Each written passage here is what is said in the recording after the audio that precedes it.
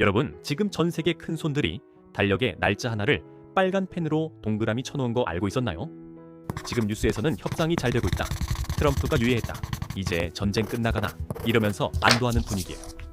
트럼프 대통령이 이란의 요청으로 발전소 파괴를 열흘간 중지한다고 발표하면서 협상이 잘 되고 있다고 강조했거든요. 근데 잠깐만요. 이 사람이 말하면 시장이 들썩이고 말 바꾸면 시장이 박살나는 트럼프잖아요. 실제로 트럼프가 공격 보류를 선언하자마자 브렌트유가 하루 만에 11% 폭락했어요. 근데 이란이 협상한 적 없다고 반박하자 낙폭이 다시 줄었죠. 하루 사이에 시장이 얼마나 요동쳤는지 보이시나요? 이게 바로 함정이에요. 협상 잘 된다는 말 한마디에 안심하고 있다가 4월 시한이 아무 결과 없이 터지는 순간 여러분 포트폴리오가 한 달 만에 20% 녹아내릴 수도 있어요. 그래서 오늘은 저희가 전쟁, 유가, 금, 환율, 반도체 그리고 코스피까지 돈이 어디서 막히고 어디로 터지는지 싹 다 뜯어왔으니까 딱 집중해보세요. 첫 번째 이야기입니다. 협상이 잘 된다는 말 믿어도 될까요? 트럼프가 이란의 휴전 조건을 담은 문서를 보냈어요. 공습을 단계적으로 줄이겠다. 경제 제재도 조건부로 풀어주겠다는 꽤 구체적인 내용이었죠. 그런데 이란 외무장관이 뭐라고 했는지 알아요? 적과는 협상한 적도 없고 할 계획도 없다. 그러면서 이란은 역으로 자기들 요구를 내밀었어요. 공습부터 완전히 멈추고 파괴된 시설을 미국 돈으로 복구하라는 거예요. 협상 제안서를 받아다가 역으로 청구서를 날린 거죠. 그럼 트럼프가 협상이 잘 되고 있다고 한 건 뭐냐? 상대가 사귀기 싫다고 했는데 우리 사이 좋아지고 있어라고 말하는 것과 구조가 똑같아요. 여기에 이스라엘이 또 독자 행동 가능성을 열어두면서 변수가 하나 더 생겼어요. 미국이 이란도 이스라엘도 동시에 통제해야 하는 상황인데 양쪽 다 말을 안 듣고 있는 거예요. 시장이 가장 싫어하는 게 불확실성인데 지금 그 불확실성이 세 방향에서 동시에 쏟아지고 있어요. 자, 그럼 기름값 얘기를 해볼게요. 브렌트유가 배럴당 108달러를 넘어섰어요. 불과 한 달 전에 71달러였는데 일 만에 50%가 넘게 뛴 거예요. 숫자만 들으면 남의 나라 이야기 같죠? 실생활로 바꿔볼게요. 우리나라가 하루에 쓰는 기름이 약 260만 배럴이에요. 배럴당 35달러 넘게 올랐으니까 환율 1,500원 곱하면 하루에만 추가로 1,370억 원이 나가는 거예요. 한 달이면 4조 원이에요. 이 돈이 어디서 나오냐고요? 여러분, 청구서에서 나와요. 마트 장바구니에서, 배달비에서, 아파트 관리비에서 조금씩 올라오는 거예요. 달걀이 갑자기 비싸졌다 싶으면 그 뒤에 기름값이 숨어 있는 거예요. 전문가들은 호르무즈 봉쇄가 계속되면 4월 안에 브렌트유 120달러가 현실 시나리오라고 경고하고 있어요. 이란 부통령은 미군이 지상전에 들어오면 유가가 최소 150달러까지 간다고 협박하기까지 했어요. 4월 6일에 협상 결과가 없으면 우리가 마트에서 느끼는 체감 물가는 지금과 차원이 다른 얘기가 돼요. 경제학에서 공급이 막혀서 물가가 오르는 걸 공급발 인플레이션이라고 해요. 이게 수요가 늘어서 오르는 것보다 훨씬 무서운 이유가 있어요. 중앙은행이 금리를 올려서 수요를 틀어막는 전통적인 방법이 통하지 않거든요. 막힌 건 공급인데 수요를 쥐어봤자 소용이 없는 거예요. 두 번째 이야기입니다. 전쟁 중에 금값이 폭락한 진짜 이유. 사람들이 진짜 모르는 게 뭐냐면 전쟁이 나면 무조건 금값이 오른다는 공식이 이번에 완전히 깨졌다는 거예요. 금 현물가가 52주 동안 최저 3,760달러에서 최고 5,605달러 사이를 출렁였어요. 위아래로 2,500달러 가까이 오르내린 건데 원래 금이 이렇게 움직이는 자산이 아니에요. 뭔가 비정상적인 일이 벌어진 거예요. 이렇게 생각해보세요. 여러분이 레버리지를 끼고 집을 샀어요. 그런데 은행에서 갑자기 전화가 와요. 담보 비율을 더 쌓아라. 수천만 원이 필요한 거예요. 어디서 구해요? 갖고 있는 거 팔아야죠. 금을 팔아서 현금을 만드는 거예요. 시카고 상품거래소가 금 선물 증거금을 2차례 연속으로 올려버렸어요. 빚을 끼고 금에 투자하던 사람들한테 강제 매도 명령이 쏟아졌고 그 물량이 시장에 나오면 가격이 떨어지고 또 다른 사람이 강제 매도를 당하는 연쇄 붕괴가 일어난 거예요. 여기에 황당한 일이 하나 더 벌어졌어요. 두바이 금거래 허브에서 전쟁 때문에 항공편이 끊겼어요. 금덩어리가 창고에 가득 쌓여 있는데 실어 나를 비행기가 없는 거예요. 결국 죗값보다 30달러씩 깎아서 떨이로 팔기 시작했어요. 전쟁통에 금 세일이 벌어진 거예요. 디지털 시대에 아날로그 물류 하나가 안전자산의 신화를 깨버린 사건이었어요. 그럼 지금 금을 사야 할까요? JP모건은 연말 6,300달러를 전망했고 UBS, 도이체방크도 6,000달러대를 내다봤어요. 방향은 위에요. 근데 단기 저점을 3,900달러로 보는 분석도 있어요. 지금 4,400달러에서 10 더 빠질 수 있다는 얘기예요. 왜냐면 올해 개인 투자자들이 730억 달러가 넘는 금을 사모았는데 기관은 오히려 조용히 빠져나갔어요. 개미가 사는 동안 큰 손은 팔고 나간 거예요. 지금 금을 살 사람들이 이미 다 샀다는 얘기예요. 금은 방향은 위인데 중간에 구덩이가 있어요. 3,900달러 부근에서 나눠서 담아야 돼요. 한 번에 들어가면 그 구덩이에서 멘탈이 먼저 무너져요. 세 번째 이야기입니다. 환율 17년 만에 깨진 방어선. 원달러 환율 1,508원. 이게 마지막으로 나왔던 게 2009년이에요. 리먼 브라더스 사태 때요. 세계 경제가 공황 직전까지 갔던 그 숫자를 17년 만에 다시 보고 있는 거예요. 이게 왜 특별히 무서운 거냐면요. 주식 차트에서 지지선이 무너지면 다음 지지선까지 한 번에 쭉 미끄러지잖아요. 환율도 똑같아요. 1,500원이라는 17년짜리 심리적 방어선이 뚫렸으니까 위로 막아줄 저항선이 없어진 거예요. 왜 환율이 이러냐? 딱 세 가지예요. 첫째, 전 세계가 달러를 블랙홀처럼 빨아들이고 있어요. 전쟁이 나면 달러 먼저 쥐는 건 전 세계 공통 본능이에요. 둘째, 외국인이 한국 시장에서 이탈하고 있어요. 3월 한 달 동안 외국인이 한국 주식을 30조 원어치 팔아치웠어요. 월간 역대 최대 매도 기록이에요. 셋째, 미국 연준이 손발이 묶였어요. 유가가 50% 뛰었는데 금리를 내리면 인플레이션에 기름을 붓는 격이에요. 그렇다고 경기 식는데 올릴 수도 없어요. 연준이 진퇴양난에 빠진 거예요. 여기서 역사가 섬뜩하게 반복되고 있어요. 1973년 중동 전쟁 때 유가가 4배 뛰었고 미국 물가가 12%까지 치솟으면서 동시에 실업률도 9%까지 올라갔어요. 경기는 죽고 물가만 살아나는 최악의 상황. 스태그플레이션이에요. 그때와 지금을 비교해보면 에너지 수송로 교란 체크, 연준 손발 묶임 체크 하나씩 대입할수록 소름이 돋아요. 한국은 여기서 2배로 맞아요. 기름값이 달러로 오르는데 그 달러 자체가 비싸지니까요. 에너지 수입 의존도 90%가 넘는 한국은 원화 기준으로 에너지 비용이 곱절로 뛰는 구조예요. 월급은 그대로인데 나가는 돈만 늘어나는 상황이 올해 하반기까지 계속될 수 있어요. 네 번째 이야기입니다. 반도체 공장을 멈추는 의외의 물질. 여러분 파티 풍선에 넣는 헬륨 가스 알죠? 그게 없으면 반도체를 못 만들어요. 헬륨 끓는 점이 영하 269도예요. 지구에서 가장 차가운 액체를 만들 수 있는 물질인데 반도체 만들 때 장비 냉각하고 웨이퍼 처리하는데 이게 반드시 필요해요.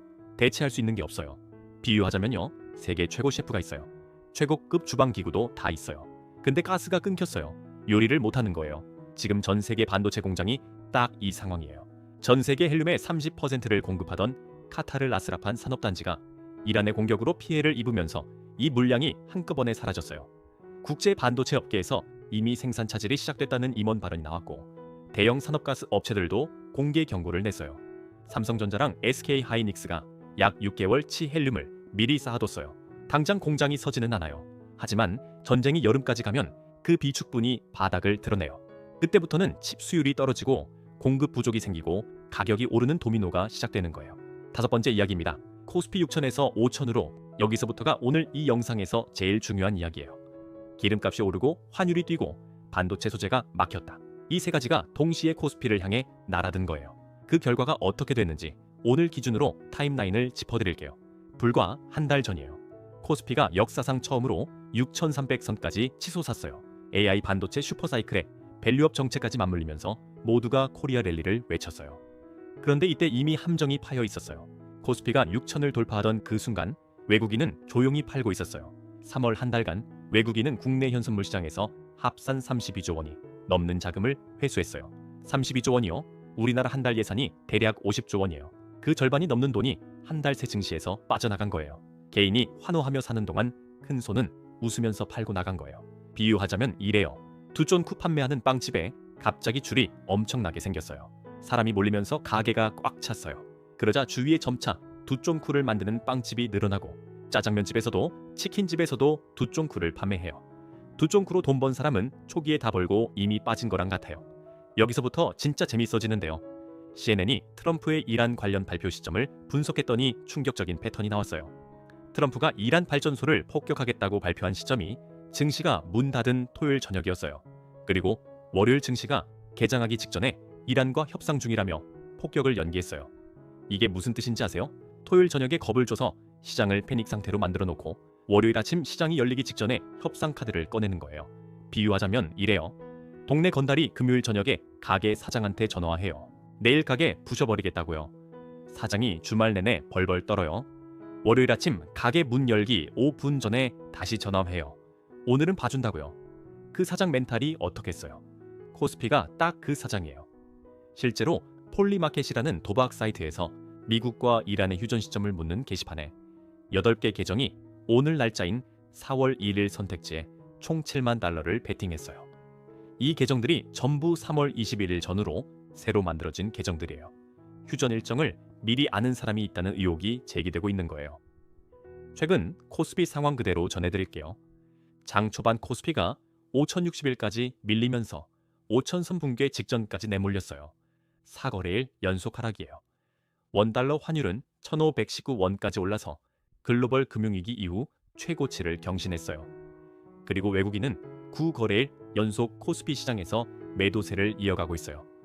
3월 한 달 동안 국내 증시 상장사 시가총액이 약 840조 원 감소했어요. 840조 원이요. 우리나라 1년 예산이 약 600조 원이에요. 그것보다 더 큰 돈이 한 달 만에 증발한 거예요. 근데 여기서 가장 무서운 이야기가 남아있어요. 신용과 미수에 마통까지 끌어모은 개미들이 강제 청산 공포에 떨고 있어요. 빚을 내서 주식을 샀어요. 코스피가 6,300일 때요. 근데 지금 5,000 언저리까지 떨어졌어요. 증권사에서 전화가 와요. 담보 가치가 떨어졌으니까 돈을 더 넣든지 아니면 주식을 팔아서 갚으라는 거예요. 동학개미들이 이달 안으로 미수금 2조 1천억 원을 갚아야 하는데 미납 시 대량 반대매매 청산에 직면할 수 있다는 단독 보도가 나왔어요. 반대매매가 쏟아지면 어떻게 돼요? 주식이 강제로 팔려요. 그 물량이 시장에 나오면 주가가 더 떨어져요. 주가가 떨어지면 또 다른 사람이 반대매매를 당해요. 눈덩이가 언덕을 굴러 내려오면서 점점 더 커지는 거예요. 이 시한폭탄이 지금 째깍째깍 돌아가고 있어요. 그럼 지금 팔아야 하나요? 버텨야 하나요? 딱 두 가지 시나리오로만 봐야 해요. 시나리오 A. 4월 6일 협상이 진전된다는 신호가 나오는 경우에요. 과거 러시아 우크라이나 전쟁, 이스라엘 하마스 전쟁 때도 코스피는 사건 당일 낙폭을 일주일 만에 모두 회복했어요. 협상이 타결되면 코스피 반등은 생각보다 빠를 수 있어요. 대신증권은 전쟁 조기 종료 시 코스피 목표치를 7,500으로 상향했어요. 시나리오 B. 협상이 결렬되고 지상전으로 가는 경우에요. BCA 리서치는 미군이 한 달 이상 병력을 배치할 경우 올해 경기 침체 가능성이 매우 높고 증시가 최소 20% 하락할 수 있다고 전망했어요. 이 경우 코스피 4,800선까지 떨어질 수 있다는 경고도 나왔어요. 그리고 한 가지 더. 미래에셋증권은 현재 코스피 12개월 선행피 이R이 8.3배로 5년 평균 대비 20% 낮다고 분석했어요. 전쟁 발발 직후 변동성이 극에 달했을 때도 PER은 하회하지 않았다는 점에서 현 수준은 하반기 제한적이라고 봤어요. 쉽게 말하면 지금 코스피 주식들이 역사적으로 싸다는 거예요. 무작정 팔아야 할 타이밍이 아닐 수 있어요. 방산주 얘기도 잠깐 할게요. 3월에 방산주만 유일하게 외국인 매수가 들어왔어요. 근데 여기 함정이 있어요. 방산주는 전쟁이 끝나는 그 순간 수혜도 같이 끝나요. 4월 6일 이후 협상이 급진전되면 방산주가 하루 만에 10% 이상 빠지는 시나리오가 충분히 가능해요. 들어가더라도 반드시 분할로 접근하세요. 자, 4월 달력에 빨간 줄 쳐야 할 5가지 체크리스트 드릴게요. 하나, 4월 6일 유예 만료. 협상 진전 없으면 유가는 다시 뛰어요.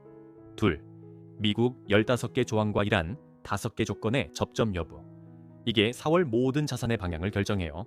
셋, 3월시 PI 물가 지표 발표. 유가 급등이 반영되면 금리 인하 기대가 완전히 사라져요. 삼성전자, SK하이닉스 1분기 실적 발표. 헬륨 비축분이 얼마나 남았는지가 반도체 투자 타이밍의 기준이에요. 다섯, 원달러 환율 1,540원 돌파 여부. 이 선이 뚫리면 외국인 이탈과 반대 매매 도미노가 동시에 가속 페달을 밟아요. 자산별 대응 전략 정리할게요. 금은 3,500달러. 부근에서 분할 매수를 노리세요. 전쟁 종료 후 경기 부양이 시작되면 연말 6,000달러대가 열려요. 절대 지금 한 번에 들어가지 마세요. 환율은 달러 자산 들고 있으면 성급하게 환전하지 마세요. 달러 예금이나 달러 ETF로 상승 해지를 가져가는 게 지금 전략이에요. 반도체는 6개월 안전판이 있지만 여름 이후가 진짜 변수예요. 지금 단기 추격 매수는 위험해요. 유가는 협상 타결 시 80달러대까지 급락 가능하고 봉쇄 지속 시 120달러는 시나리오예요. 단방향으로 베팅하지 말고 양쪽 다 준비하세요. 코스피는 5,000선을 지키는지가 핵심이에요. 이 선이 무너지면 반대 매매 도미노가 가속되고 외국인 이탈이 더 빨라져요. 반대로 협상 신호가 나오는 순간 낙폭 과대주 중심으로 빠르게 반등이 나올 수 있어요. 지금은 현금을 쥐고 4월 기다리는 게 맞아요. 정리하겠습니다. 지금 일어나고 있는 일을 큰 그림으로 보면 하나의 거대한 연결고리가 보여요. 이란 전쟁이 유가를 밀어올리고, 유가가 물가를 끌어올리고, 물가가 금리를 묶어두고, 금리가 환율을 밀어올리고, 환율과 헬륨 쇼크가 반도체를 흔들고, 그 반도체가 코스피의 심장을 직접 타격하는 구조예요. 그리고 이 모든 고리의 시작점에 4월 6일이 놓여 있어요. 2022년 러시아 우크라이나 전쟁 때보다 공급망 충격이 더 클 수 있다는 경고가 이미 나오고 있어요. 지금 중요한 건 어떤 차산이 오르냐가 아니에요. 협상이 되면 내 포트폴리오를 어떻게 움직이고, 결렬되면 어떻게 탈출할지, 플랜 B를 미리 짜놨느냐가 4월의 승패를 가르는 거예요. 공포에 팔지 마세요. 그리고 욕심에 무작정 사지도 마세요. 감정이 아니라 신호를 보세요. 4월 6일이 모든 걸 말해줄 거예요. 오늘 이야기 진짜 도움됐다 싶으면 좋아요 한 번씩 시원하게 꼭 눌러주세요. 궁금한 종목이나 궁금한 경제 뉴스로 있으면 댓글로 알려주세요. 저희가 또 밤새서 이런 도움되는 리포트 뒤지고 팩트 체크해서 다음 영상으로 가져오겠습니다. 이렇게 톡톡톡 경제 구독자들에게 도움되는 진짜 정보 하나도 빠짐없이 매일 전부 다 알려드릴 테니 톡톡톡 경제 구독과 알림 설정 꼭 해두고 우리 진짜 다 같이 부자 돼 봅시다.